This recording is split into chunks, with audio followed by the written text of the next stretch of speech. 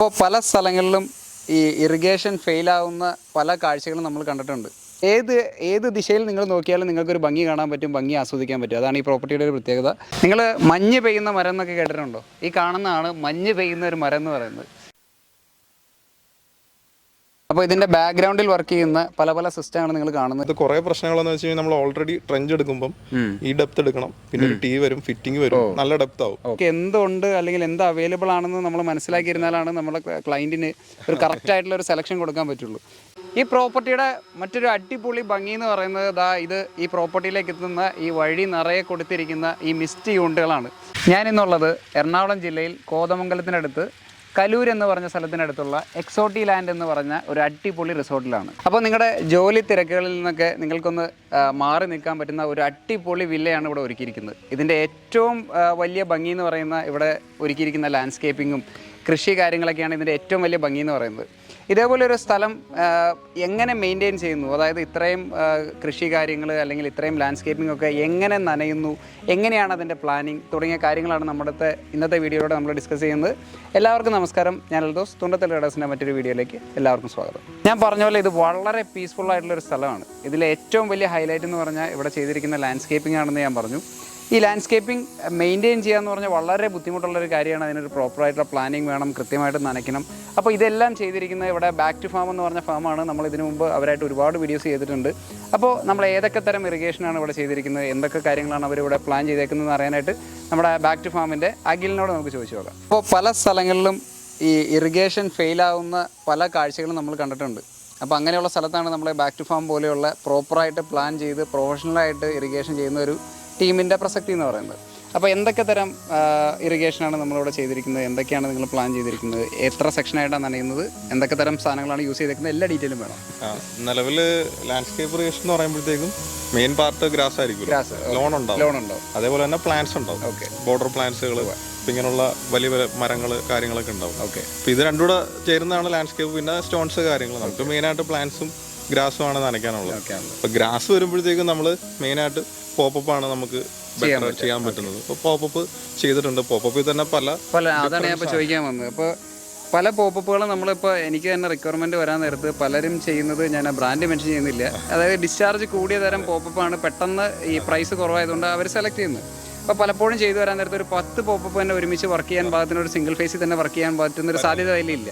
അപ്പോൾ നമ്മൾ എന്ത് തരം പോപ്പപ്പാണ് നമ്മൾ യൂസ് ചെയ്യുന്നത്, ഏകദേശം അതിൻ്റെ ഡിസ്ചാർജ് എത്രയായിരിക്കും, അതിൻ്റെ പ്രഷർ റിക്വയർമെൻറ്റ്? മെയിനായിട്ട് ഇത് പോപ്പപ്പ് നമ്മൾ പ്രസിപ്പിറ്റേഷൻ റേറ്റ് പറയുമ്പോഴത്തേക്കും നമ്മുടെ ഗ്രാസിന് 10 mm/h ആണ് മാക്സിമം. ബിലോ 10 mm/h പറയുന്നത് പ്രസിപ്പിറ്റേഷൻ. അപ്പോൾ നമ്മൾ നിലവിൽ മാർക്കറ്റിൽ കിട്ടുന്ന ഇപ്പോൾ പറഞ്ഞ ഡിസ്ചാർജ് കൂടിയ പോപ്പപ്പുകളുടെ എല്ലാം പ്രസിപ്പിറ്റേഷൻ 30 ആണ്. ഗ്രാസിന് അതിൻ്റെ ആവശ്യമില്ല. അതായത് 3 ഇരട്ടി വെള്ളമാണ് നമുക്ക് വേസ്റ്റ് ആവുന്നത്. അതേപോലെ തന്നെ നമുക്ക് മോട്ടർ സെലക്ട് ചെയ്യാൻ പറ്റുന്നത്, നമ്മൾ എത്ര ഓവർ സൈസ് ആയിട്ടുള്ള മോട്ടർ നോക്കിയാലും ഇതിന്റെ റിക്വയർമെന്റ് മീറ്റ് ചെയ്യാൻ പറ്റുന്നില്ല. അപ്പോൾ എപ്പോഴും സൈസ് നമ്മൾ അതിനനുസരിച്ചിട്ട് അറേഞ്ച് ചെയ്യണം. അതായത് മാക്സിമം ഫ്രിക്ഷൻ വരാത്ത രീതിയിലുള്ള പൈപ്പ് ഡിസൈൻ ചെയ്യുന്നത്, അതും വളരെ ഇമ്പോർട്ടൻ്റ് ആയിട്ടുള്ളൊരു കാര്യമാണ്. പലരും ഇപ്പോൾ ഒരു 10 പോപ്പപ്പ് വയ്ക്കാണ്ടെന്ന് പറഞ്ഞ് എല്ലാവരും ആദ്യം തന്നെ 1 ഇഞ്ചിൻ്റെ ഒരു ലൈൻ ഇട്ട് പോകും. അതിൽ നിന്ന് 3/4 ഇഞ്ചിട്ട് എല്ലായിടത്തും പോപ്പപ്പ് വയ്ക്കും. എല്ലായിടത്തും വെള്ളം ഒരേപോലെ വരില്ല. നിങ്ങൾ എത്ര പോപ്പപ്പ് വെക്കുന്നോ അതിന് ഡിസ്ചാർജ് കണക്ക് കൂട്ടുക, അതിൻ്റെ പ്രഷർ ലോസ് കണക്ക് കൂട്ടിയിട്ട് അതിനനുസരിച്ചുള്ളൊരു പമ്പ് വെച്ചിട്ടേ കാര്യമുള്ളൂ. പലരും ചെയ്യുന്നത് ഞാൻ കാണുന്നത്, ആദ്യം ഒരു 1 HP പമ്പ് എന്തെങ്കിലും വാങ്ങിച്ചുകൊണ്ടെന്ന് വെച്ചിട്ട് അതിൽ എത്രണ്ണം വർക്ക് ചെയ്യുന്നതനുസരിച്ചാണ് അവരുടെ പ്ലാനിങ് പോകുന്നത്. ആദ്യം ഒരു മോട്ടർ, പിന്നെ കുറച്ച് പോപ്പപ്പ്. അപ്പോൾ മോട്ടർ വർക്ക് ചെയ്യുന്നതിനനുസരിച്ച് 1 വർക്ക് ചെയ്താൽ അങ്ങനെ, 2 വർക്ക് ചെയ്താൽ അങ്ങനെയാണ് അവർ പ്ലാൻ ചെയ്യുന്നത്. നമ്മുടെ എന്ന് പറഞ്ഞു കഴിഞ്ഞാൽ നമ്മൾ ഇനീഷ്യൽ സ്റ്റേജിൽ പ്ലാൻ ചെയ്യുന്നതുകൊണ്ട് അത്ര ഒരു ഫെയിലിയർ റേറ്റ് ഇല്ല. നമുക്ക് വേറൊരു ഇതെന്ന് വെച്ച് കഴിഞ്ഞാൽ ഒരിക്കലും നമുക്ക് ഫസ്റ്റ് തന്നെ ഒരു പമ്പ് സെലക്ട് ചെയ്യാൻ പറ്റില്ല. ഇത് തന്നെ നമ്മൾ ആദ്യമേ ഒരു പ്ലാൻ വന്നു, പിന്നീട് ചേഞ്ച് ആയി വന്നു. അപ്പോൾ ചിലപ്പോൾ നമുക്കിത് ചെടി വെച്ച് വരുമ്പോൾ അല്ലെങ്കിൽ ഗ്രാസ് വെച്ച് വരുമ്പോഴായിരിക്കും പുതിയ ഐഡിയാസ് വരുന്നത്. ഈ ഏരിയയിൽ ഗ്രാസ് ഉണ്ടായിരുന്നു, അത് മാറി. അപ്പോൾ ഒരിക്കലും നമുക്ക് ആദ്യമേ പമ്പ് എടുക്കാൻ പറ്റില്ല. നമ്മൾ ആദ്യമേ നമുക്ക് തരുന്ന ഡ്രോയിങ് വെച്ചിട്ട് നമ്മളൊരു എസ്റ്റിമേറ്റ് കൊടുക്കുന്നു. പിന്നീട് കുറച്ച് കഴിയുമ്പോൾ വീണ്ടും ചേഞ്ചസ് വരും. അതിനനുസരിച്ച് നമ്മളും മാറിക്കൊണ്ടിരിക്കണം. പോപ്പപ്പിന്റെ പൊസിഷൻസ് മാറും, എങ്കിലേ കറക്റ്റായിട്ട് നമുക്കത് സെറ്റ് ചെയ്തെടുക്കാൻ പറ്റത്തുള്ളൂ. ഇവിടെ നമ്മൾ മറ്റു പോപ്പപ്പുകളെ അപേക്ഷിച്ച് നോക്കുമ്പോൾ ഇത് 1/3 വെള്ളം എടുക്കുള്ളൂ. ഇതിപ്പോ നമ്മളിപ്പോ ഇതൊരു പാത്വേ പോലത്തെ സ്ഥലം ആയതുകൊണ്ട് നമ്മളിവിടെ ചെയ്തിരിക്കുന്നത് 90 ഡിഗ്രി പാട്ടായിട്ടാണ് വെച്ചിരിക്കുന്നത്. അപ്പൊ നമ്മൾ അധികം പാത്വേ നനയാത്ത രീതിയിൽ ചെടിയിലും. ഇത് ഏത് തരം പോപ്പപ്പ് യൂസ്? ഇത് MB റൊട്ടേറ്റർ എന്ന് പറഞ്ഞിട്ട് 100 എന്ന് പറഞ്ഞ ബ്രാൻഡിന്റെ MB റൊട്ടേറ്റർ. ഇവർക്ക് തന്നെ ആ വെള്ളം കൂടിയ ടൈപ്പ് പോപ്പപ്പുകളുണ്ട്. പക്ഷെ നമ്മൾ കൂടുതലും പ്രസിപ്പിറ്റേഷൻ കുറഞ്ഞ വെള്ളം കുറച്ചെടുക്കുന്ന പോപ്പപ്പുകളാണ് കൂടുതൽ. ഇതിന് മാക്സിമം റേഞ്ചും കൂടുതലുണ്ട്. ഇത് പല ടൈപ്പ് നോസിലാണ് റേഞ്ചിനനുസരിച്ച്. ഇത് ഏകദേശം 9 മീറ്റർ 8 to 9 മീറ്റർ റേഡിയസ് കിട്ടുന്ന പോപ്പപ്പാണ്. അതിന്റെ സെയിം മോഡൽ തന്നെ 6 മീറ്റർ കിട്ടുന്ന പോപ്പപ്പാണ് സെൻട്രൽ. അത് 360 ആണ്, ഇത് 90 ആണ്. ആംഗിൾ മാറുന്നതനുസരിച്ച് നോസിൽസും മാറിക്കൊണ്ടിരിക്കും. ഇത് ഏകദേശം എത്ര പ്രഷറിലാണ്? 3 ബാർ, കുറഞ്ഞത് 3 ബാർ വേണം, അല്ലെങ്കിൽ കറക്റ്റ് റൊട്ടേഷൻ കിട്ടില്ല. മനസ്സിലായി. അപ്പോൾ പ്രഷർ റേഞ്ച് കൂടുതലാണ്, ഡിസ്ചാർജ് കുറവാണ്. Okay okay. അപ്പോൾ ഇതെന്താണ്? ഇത് നമ്മുടെ ആംഗിൾ സെറ്റ് ചെയ്യാൻ പാകത്തിനുള്ള പോപ്പപ്പിന്റെ ആണല്ലേ? ഇത് പോപ്പപ്പ് ആണ്. ഇവിടെ വെച്ചിരിക്കുന്ന പോപ്പപ്പ് അല്ല, ഇതൊരു റോട്ടർ എന്ന് പറയുന്നത്. അതായത് ഒരു ഹോളിൽ കൂടെ വെള്ളം വരുള്ളൂ, റൊട്ടേറ്റ് ചെയ്യുന്ന 360 വരെ 50 to 360 വരെ അഡ്ജസ്റ്റ് ചെയ്യാൻ പറ്റുന്ന ഒരു റോട്ടറാണ്. ഇത് നമുക്ക് 10 മീറ്റർ ഒക്കെ റേഡിയസ് വരുന്ന സ്ഥലങ്ങളിൽ നമുക്ക് ഉപയോഗിക്കാൻ പറ്റിയ റോട്ടറാണ്. അപ്പോൾ ഇത് മെയിനായിട്ട് ഇതിലിപ്പോൾ സെയിം നമുക്ക് 3 ബാർ പ്രഷർ വേണം, വെള്ളം കുറവാണ്, ഡിസ്ചാർജ് കുറഞ്ഞൊരു 5 litre per minute 6 litre per minute ഒക്കെ അത്രയൊക്കെ എടുക്കുള്ളൂ. ഇത് വേറെ ഒന്നെന്ന് വെച്ച് കഴിഞ്ഞാൽ നമ്മൾ ഇത് കാണിക്കാൻ ഉദ്ദേശിച്ചതെന്ന് വെച്ച് കഴിഞ്ഞാൽ ഈ ജോയിന്റ് ആണ്. സാധാരണ എല്ലാവരും നമ്മൾ പോപ്പപ്പ് വെക്കുമ്പോൾ ഡയറക്റ്റ് PVC MD അടിച്ച് ഡയറക്റ്റ് വെക്കും. അത് പോപ്പപ്പ് എപ്പോഴും ഇങ്ങനെ സ്ട്രെയിറ്റ് ആയിട്ട് നിൽക്കുമായിരിക്കും. ഇതിനകത്ത് കുറേ പ്രശ്നങ്ങളെന്ന് വെച്ച് കഴിഞ്ഞാൽ നമ്മൾ ഓൾറെഡി ട്രെഞ്ച് എടുക്കുമ്പോൾ ഈ ഡെപ്ത് എടുക്കണം, പിന്നെ ഒരു വരും, ഫിറ്റിംഗ് വരും, നല്ല ഡെപ്ത് ആവും. അല്ലാതെ നമുക്ക് ഇത് സ്റ്റഡി ആയിരിക്കും, നമുക്കൊന്നും അഡ്ജസ്റ്റ്മെന്റ് ഒന്നും നടക്കില്ല. അത് ഡയറക്റ്റ് ആയിരിക്കും. ഒരു കാർ കയറിയാലോ അല്ലെങ്കിൽ ആരെങ്കിലും ഒന്ന് ചവിട്ടിയാലോ ചിലപ്പോൾ 1.5 ഇഞ്ച് 3/4 ഇഞ്ച് പൈപ്പ് അല്ലേ, അത് ഒടിഞ്ഞു. പിന്നെ അത് ടീ അടക്കം മാറാന്ന് വെച്ച് കഴിഞ്ഞാൽ ഭയങ്കര മെയിൻ്റെനൻസ് കോസ്റ്റ്. ഇതെന്ന് പറഞ്ഞു കഴിഞ്ഞാൽ ഇതിന്റെ ജോയിന്റ് ആണ്. ഇത് 100 തന്നെ, എല്ലാ ബ്രാൻഡിനും ഉണ്ട്. നമ്മൾ 100 തന്നെ ഉപയോഗിക്കുന്ന പറഞ്ഞാൽ 100 തന്നെ സ്വിംഗ് ജോയിന്റ് ആണ്. ഇതിൽ പറയുന്നത് സ്വിംഗ് ജോയിന്റ് എന്നാണ്. അപ്പൊ നമുക്ക് റൊട്ടേഷൻ ഏത് രീതിയിൽ നടക്കും, ഏത് രീതിയിൽ നമുക്ക് അഡ്ജസ്റ്റ് ചെയ്യാം. അപ്പം ഇത് സാധാരണ ക്ലയൻസിൻ്റെ അടുത്ത് പറയുമ്പം ഒരു എക്സ്ട്രാ കോസ്റ്റ് ആയിട്ട് വിചാരിക്കും, പക്ഷേ ഇത് വെക്കുന്നതിനുള്ള ഉപയോഗം കുറെ ബെനിഫിറ്റ്സ് ഉണ്ട്. നമുക്ക് സർവീസിന്റെ കാര്യങ്ങളിലാണെങ്കിലും അല്ലെങ്കിൽ ഒന്ന് ചവിട്ടിയാൽ പോലും ഇപ്പൊ ഇങ്ങനെ കണക്ട് ചെയ്തിരിക്കുന്ന സാധനം ചവിട്ടിയാൽ പോലും ഒന്ന് താന്നു കൊടുക്കുകയുള്ളൂ, റൊട്ടേഷൻ ഉള്ള. അതുകൊണ്ട് കുറെ ഉപകാരമുള്ള സാധനമാണ്. ഞങ്ങൾ എല്ലാവർക്കും സ്വിംഗ് ജോയിന്റ് മസ്റ്റ് ആയിട്ട് വെക്കാറുണ്ട്. ഓക്കെ. അടുത്തതായിട്ട് നമ്മളിവിടെ ചെയ്തിരിക്കുന്ന നമ്മുടെ ബോർഡർ പ്ലാൻസിന് വേണ്ടിയിട്ട് ചെയ്തിരിക്കുന്നത്, ഒന്ന് നമ്മളവിടെ കണ്ട പോലത്തെ 1 സൈഡ് മിസ്റ്റ്, പിന്നെ ഇൻലൈൻ ഡ്രിപ്പർ എന്ന് പറഞ്ഞ ഈ സിസ്റ്റമാണ് ഇവിടെ ചെയ്തിരിക്കുന്നത്. ഇതിൻ്റെ ഒന്ന് പറയാമോ? നമ്മൾ സാധാരണ കണ്ടേക്കുന്ന ഡ്രിപ്പറിൽ നിന്ന് വ്യത്യസ്തമായിട്ട് ഇതിൻ്റെ ഉള്ളിൽ എന്തോ ഒരു സാധനം കയറ്റി വെച്ചിട്ടുണ്ട്. ഇത് ഇൻബിൽഡ് ആയിട്ട് വരുന്ന ഡ്രിപ്പേഴ്സ് ആണ്. അതായത് നമ്മുടെ ഡ്രിപ്പിന്റെ പൈപ്പിനുള്ളിൽ തന്നെ 12pH 4LPH അങ്ങനെ ഇൻബിൽഡ് ആയിട്ട് നമുക്ക് സെറ്റ് അങ്ങനെ തന്നെ പ്രൊഡക്റ്റ് ആയിട്ട് കിട്ടുന്നതാണ്. ശരി, അവർ തന്നെ അതിന്റെ ഉള്ളിൽ പൈപ്പിന്റെ ഉള്ളിൽ തന്നെ ആഡ് ചെയ്ത് തന്നേക്കുന്നതാണ് യൂണിറ്റ്. ഇൻലൈൻ എന്ന് ഇതിന് പറയുന്നത്. ഇൻലൈൻ ഡ്രിപ്പേഴ്സ്. ഇത് ഒരു ഓരോ ബ്രാൻഡുകൾക്കും പല പല സ്പേസിംഗ് ആണ്. കോമൺ ആയിട്ട് 30 സെന്റിമീറ്റർ 40 സെന്റിമീറ്റർ 50 സെന്റിമീറ്റർ അങ്ങനെ വരുന്നത്. 12pH ഉണ്ടാവും, 4LPH ഉണ്ടാവും. നമുക്ക് നമ്മുടെ റിക്വയർമെന്റ് അനുസരിച്ചിട്ട് നമുക്ക് ക്ലസ്റ്റർ ആയിട്ട് നിൽക്കുന്ന അടുപ്പിച്ച് നിൽക്കുന്ന സ്ഥലങ്ങളിലാണ് ഇതൊക്കെ യൂസ് ചെയ്യുന്നത്. നമുക്ക് ഓരോ ട്രിപ്പ് കുത്തി ഇടുക എന്ന് പറഞ്ഞു കഴിഞ്ഞാൽ അത് ഒരു പ്രാക്ടിക്കൽ ആയിട്ടുള്ള കാര്യമല്ല. ഇതാകുമ്പോൾ നമ്മൾ പ്ലാന്റ്സിന്റെ ലൈൻ അനുസരിച്ചിട്ട് ആ കറവൊക്കെ അനുസരിച്ചിട്ട് പൈപ്പ് വലിച്ചിട്ടിട്ട് ചെയ്താൽ മതി. ഇനി എവിടെയെങ്കിലും നമുക്ക് കുറവ് തോന്നുകയാണെങ്കിൽ അവിടെ നമ്മൾ എക്സ്ട്രാ മിസ്റ്റും കൂടെ ആഡ് ചെയ്ത് കൊടുത്താൽ മതി. ഓക്കെ. നമ്മുടെ ആ മിസ്റ്റിന്റെ യൂണിറ്റ് ഒന്ന് കാണാം. ആ സൈഡിൽ നമ്മൾ ആ പാത്വേയിൽ കൊടുത്തേക്കുന്നത് അത് 1 സൈഡ് മിസ്റ്റ് ആണ്. അതിന്റെ റീസൺ എന്താന്ന് വെച്ച് കഴിഞ്ഞാൽ, ഒന്ന് അത് വിട്ട് ഭയങ്കര കുറവാണ്. അതായത് ഒരു 1 മീറ്റർ പോലും ഇല്ല, ഒരു 50 സെന്റിമീറ്റർ ഒക്കെ ഉള്ളൂ. അപ്പൊ നമുക്ക് ഇവിടെ പോപ്പപ്പ് വെക്കുക എന്ന് പറഞ്ഞു കഴിഞ്ഞാൽ വെറുതെ നമ്മൾ കുറെ പോപ്പപ്പ് വെക്കുക എന്നുള്ള മാത്രമേ. അപ്പൊ നമ്മൾ അത് കാരണം ഇതേപോലെ 1 സൈഡ് മിസ്റ്റുകൾ അവൈലബിൾ ആണ്. നമുക്ക് 2 മീറ്റർ ഒക്കെ മാക്സിമം റേഞ്ച് കിട്ടുന്ന. ഇത് കുറവാണ്, അപ്പൊ ഇത് ഇങ്ങനെ നമുക്ക് സെറ്റ് ചെയ്ത് കൊടുത്തു കഴിഞ്ഞാൽ ഈ ഏരിയ മൊത്തം നമ്മുടെ നനയില്ല, ആ ഒരു ഏരിയ മാത്രമായിട്ട് നോർമൽ മിസ്റ്റ്.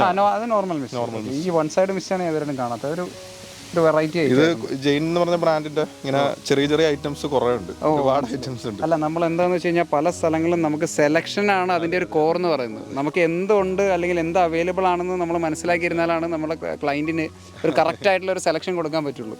ഞാൻ തന്നെ കണ്ടിട്ടില്ല. അപ്പോൾ ഞാൻ പറയാം, മാർക്കറ്റിൽ നമുക്ക് എത്ര ഐറ്റംസ് അവൈലബിൾ ആയിട്ടുണ്ടെന്ന് വെച്ചാൽ നമുക്ക് അതിനെക്കുറിച്ചുള്ള അറിവാണ് നമ്മുടെ ക്ലയന്റിന് നമുക്ക് കൊടുക്കാൻ പറ്റുക. അപ്പോൾ നല്ല അടിപൊളി നല്ല നീറ്റായിട്ടുള്ള വർക്കാണ് നമുക്ക് കാണാം. എല്ലാം നന്നായിട്ട് നനയുന്നുണ്ട്. എന്നാൽ അനാവശ്യമായിട്ടുള്ള ഒരു സ്ഥലത്തേക്കും വെള്ളം വേസ്റ്റ് ആവാത്ത രീതിയിലാണ് നമ്മുടെ ഇവിടെ ഡിസൈൻ ചെയ്തിരിക്കുന്നത്. അപ്പോൾ ഇതിൻ്റെ ബാക്ക്ഗ്രൗണ്ടിൽ വർക്ക് ചെയ്യുന്ന പല സിസ്റ്റമാണ് നിങ്ങൾ കാണുന്നത്. ഇതെല്ലാം 2 ഇഞ്ചിൻ്റെ 100ന്റെ സോളിനോട് വാൽവുകളാണ് വെച്ചേക്കുന്നത്. അപ്പോൾ ഇതിനെക്കുറിച്ചൊന്ന് പറയാമോ? ഏതൊക്കെ സെക്ഷനിലേക്കാണ് ഇത് പോവുക? ഇതിപ്പം നമുക്ക് പോപ്പപ്പ് 2 സെക്ഷനായിട്ടാണ് വർക്ക് ചെയ്യുന്നത്. അതേപോലെ ഇതെല്ലാം മൊബൈലല്ലേ? വൈഫൈ ഓട്ടോമേറ്റഡ് ആണ്. ഓക്കെ. നമ്മളിത് ആദ്യമേ ഇവിടെ വെള്ളത്തിന്റെ ചെറിയൊരു ഷോർട്ടുള്ള കാരണം മാക്സിമം സെക്ഷൻസിലാണ് നമ്മൾ കുറെ സെക്ഷൻസ് ആഡ് ചെയ്താ ചെയ്തിരിക്കുന്നത്. പക്ഷെ അവസാനം വന്നപ്പോൾ നമ്മൾ ചെക്ക് ചെയ്തപ്പോഴത്തേക്കും വെള്ളത്തിന്റെ പ്രശ്നങ്ങൾ വരാതാണ് ഇപ്പം 2 സോളിനോട് ഒരുമിച്ച് കൊടുത്തേക്കുക. ഒരു സെക്ഷൻ ഒരു 2 സോളിനോടാണ്, അടുത്ത 2 സെക്ഷൻ ഒരു സോളിനുള്ള മനസ്സിലായി. അങ്ങനെ അപ്പൊ നമുക്ക് വേണമെന്നുണ്ടെങ്കിൽ ഇനി വെള്ളത്തിന്റെ പ്രശ്നം വന്നു കഴിഞ്ഞാൽ നമുക്ക് സ്പ്ലിറ്റ് ചെയ്ത് ഓടിക്കാം. മനസ്സിലായി. ഓക്കെ. അതേപോലെ 20,000 LPH 20 M3 ജെയിന്റെ ഫിൽറ്റർ ആണ് വെച്ചേക്കുന്നത്. ഫിൽറ്റർ ആണ് ഇരിക്കുന്നത്. ഓക്കെ. ഇതെന്താണ് ഈ ചെറിയ സോളിനോട് ചെറുത് വെച്ചിരിക്കുന്നത്? നമ്മൾ ഫോഗർ സിസ്റ്റം ഉണ്ട്. അതൊന്ന് കാണണം. അത് നല്ല രസമായിട്ടുണ്ട്. നമ്മുടെ ആ വഴിക്ക് സെറ്റ് ചെയ്തേക്കുന്ന ഒരു ഫോഗർ സിസ്റ്റം ഉണ്ട്. അതേപോലെ ഒരു മരമുണ്ട്. അതിലുള്ള ഫോഗർ സിസ്റ്റം ഒക്കെ നമുക്ക് കാണിക്കാം. അപ്പൊ അതിന് വേണ്ടിയിട്ട് ഇവിടെ നമ്മൾ ഗ്രാവിറ്റിയിൽ നിന്ന് വാട്ടർ ടാങ്കിൽ നിന്ന് വരുന്ന വെള്ളത്തിൽ നിന്ന് നമ്മൾ സോളിനോട് വെച്ച് പ്രഷർ പമ്പ് കണക്ട് ചെയ്ത് അങ്ങനെ വെച്ചേക്കണം. അതിന്റെ പ്രഷർ പമ്പ് ഒന്ന് കാണണം. ക്ലാസിക്കിന്റെ അല്ലേ വെച്ചേക്കുന്നത്? അത് ഇതിന്റെ അകത്തുണ്ടല്ലേ.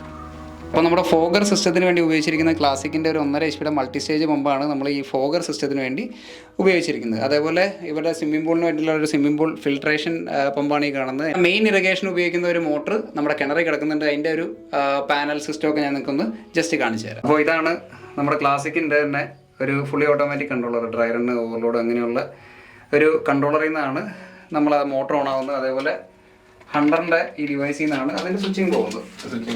അതെ. അപ്പോൾ ഇതിൻ്റെ ജസ്റ്റ് 100 ഡിവൈസുകളൊക്കെ നിങ്ങൾക്ക് കാണാം. ഓക്കെ.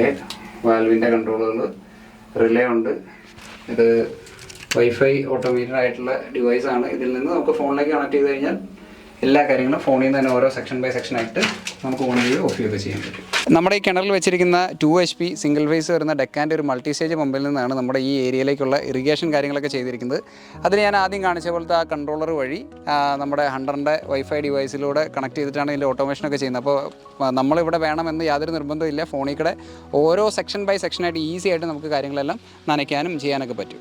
ഇനി നിങ്ങൾ ഈ കാണുന്ന ഈ കണ്ണെത്താത്ത മലനിര മൊത്തം നമ്മളിതിൻ്റെ റംബൂട്ടാൻ തൈകൾ വെച്ചിട്ടുണ്ട്. ആ റംബൂട്ടാനിലേക്ക് എല്ലാം സ്പ്രിംഗ്ലർ ഇറിഗേഷൻ ചെയ്തേക്കുന്നതാണ്. എന്ത് തരം സ്പ്രിംഗ്ലറാണ് നമ്മൾ അവിടെ വെച്ചേക്കുന്നതെന്ന് പറയാം? ഇതിന്റെ ഉള്ളിൽ മിനി സ്പ്രിംഗ്ലർ ആണ്. ജെയിൻ എന്ന് പറഞ്ഞ ബ്രാൻഡിന്റെ മിനി സ്പ്രിംഗ്ലർ ആണ് വെച്ചിരിക്കുന്നത്. ഓക്കെ. ഇത് റംബൂട്ടാൻ നമ്മൾ എല്ലാ നഴ്സറികളും ഇപ്പോൾ ഹോം ഗ്രൗണ്ട് പോലുള്ള നഴ്സറികൾ പറയുന്നതെന്ന് വെച്ച് കഴിഞ്ഞാൽ ജാതി പോലെ വെള്ളം എടുക്കുന്ന മരമാണ് റംബൂട്ടാൻ.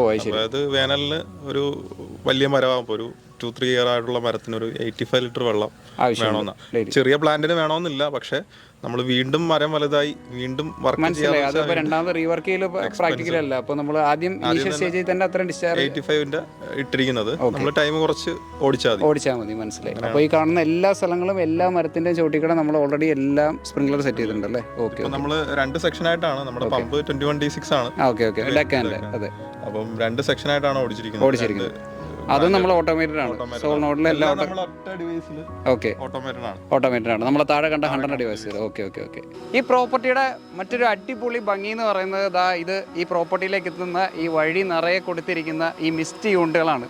ഒരു പ്രത്യേക ആംബിയൻസ്, ഒരു സ്വർഗ്ഗ കവാടം എന്നൊക്കെ പറയുന്ന പോലെ വളരെ ഭംഗിയിൽ നിങ്ങൾക്കൊരു മഞ്ഞ് നിറഞ്ഞ വഴിയാണ് ഇവിടെ കൊടുത്തിരിക്കുന്നത്. അത് ഇവിടെ വന്ന് ഫീൽ ചെയ്താലാണ്, അതായത് നിങ്ങളൊന്ന് അനുഭവിച്ചാലാണ് ആ ഒരു ഭംഗിയും പ്രത്യേക ഒരു ആംബിയൻസും ആ ഒരു ചെറിയ നനവും മഞ്ഞിൻ്റെയൊക്കെ ഒരു ഫീൽ കിട്ടുകയെന്ന് വെച്ചാൽ വളരെ റിലാക്സിങ് ആയിട്ടുള്ള വളരെ ഭംഗി നിറഞ്ഞൊരു സംഗതിയാണ്. നേരിട്ട് കണ്ടാലാണ് അതിൻ്റെ ഒരു ഭംഗി മനസ്സിലാവുള്ളൂ. നിങ്ങൾ മഞ്ഞ് പെയ്യുന്ന മരം എന്നൊക്കെ കേട്ടിട്ടുണ്ടോ? ഈ കാണുന്നതാണ് മഞ്ഞ് പെയ്യുന്ന ഒരു മരം എന്ന് പറയുന്നത്. ഒരു മരത്തിൻ്റെ ഉള്ളിൽ നമ്മൾ ഒരു 4-way ഫോഗറൊക്കെ സെറ്റ് ചെയ്തിട്ട് ഇതിൽ മഞ്ഞ് പെയ്യുന്ന പോലെ ഈ മരത്തിൻ്റെ ഏരിയയിൽ മാത്രമായിട്ട് ഭയങ്കര ഭംഗിയിൽ നല്ല രസകരമായിട്ടാണ് ചെയ്തിരിക്കുന്നത്. ഒരു വല്ലാത്ത ഐഡിയയിലാണ് ഇവിടുത്തെ കാര്യങ്ങളൊക്കെ ചെയ്തിരിക്കുന്നത്. ഞാൻ പറഞ്ഞ പോലെ ഒരു വെൽ പ്ലാൻഡ് ആയിട്ടുള്ള ഒരു സിസ്റ്റം എങ്ങനെ വർക്ക് ചെയ്യുന്നു, എത്ര ഭംഗിയിൽ വർക്ക് ചെയ്യുന്നു, നിങ്ങൾ മനസ്സിൽ വിചാരിച്ച പോലെ എങ്ങനെ വർക്ക് ചെയ്യുന്നു എന്നൊക്കെയാണ് നിങ്ങൾ ഈ കണ്ടുകൊണ്ടിരിക്കുന്നത്.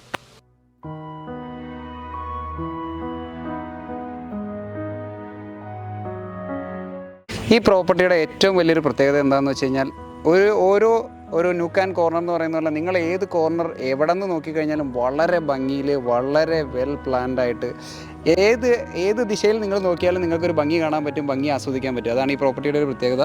ഈ എക്സോട്ടി ലാൻഡ് എന്ന് പറഞ്ഞാൽ ഇവിടെ നിങ്ങൾക്ക് റൂംസ് ബുക്ക് ചെയ്യണമെന്നുണ്ടെങ്കിൽ അതിൻ്റെ ഡീറ്റെയിൽ ഞാനിവിടെ കൊടുക്കാം.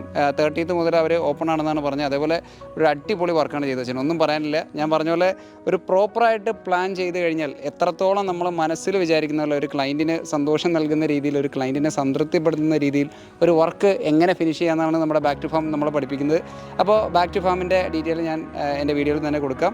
അപ്പോൾ അടിപൊളിയായിട്ടുണ്ട്, നല്ലൊരു വർക്കാണ്. അപ്പോൾ ഇനി ഇതേപോലെയുള്ള കുറേ വർക്ക്സ് ഉണ്ട്. നമുക്ക് കഴിയുന്നതും ഇനി വരുന്ന വീഡിയോയിൽ നമുക്കതൊക്കെ കവർ ചെയ്യാൻ ശ്രമിക്കാം. ഇതേപോലെയുള്ള കൂടുതൽ ഇൻട്രസ്റ്റിംഗ് വീഡിയോസിനായിട്ട് തുണ്ടത്തിൽ റെഡ് എന്ന ഞങ്ങളുടെ ചാനൽ സബ്സ്ക്രൈബ് ചെയ്യുക. വീഡിയോസ് എല്ലാം ഇഷ്ടപ്പെടുന്നുണ്ടെങ്കിൽ ലൈക്ക് ചെയ്യുക, ഷെയർ ചെയ്യുക, സപ്പോർട്ട് ചെയ്യുക. Thank you.